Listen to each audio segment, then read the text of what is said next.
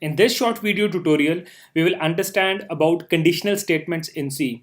Conditional statements are needed when we want to write logic which runs on true and false conditions.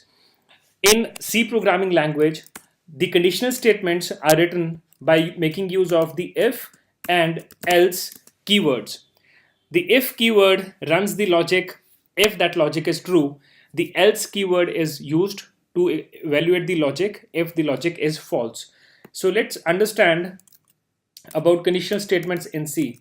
So I'll start by writing a very simple C program. I'll create the main function.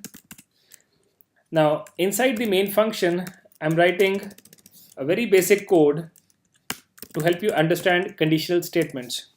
Now what we have done in this code is we have written the if statement, and notice that after the if statement we have two round brackets.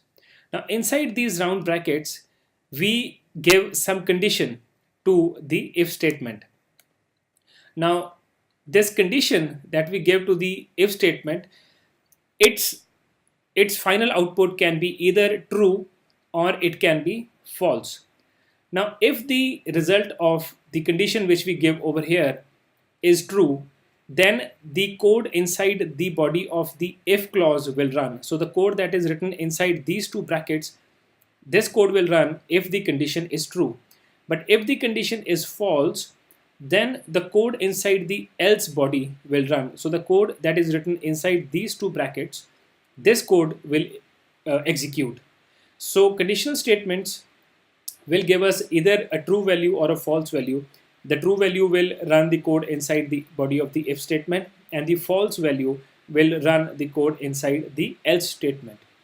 So this is how the conditional statements will work in the C language. In the next tutorial, we will look at an example to see how the if and else statements work in C. So with this, we'll end our short tutorial here.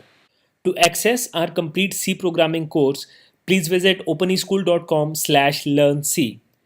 Also, please subscribe to our channel to get regular updates on the new videos that we post.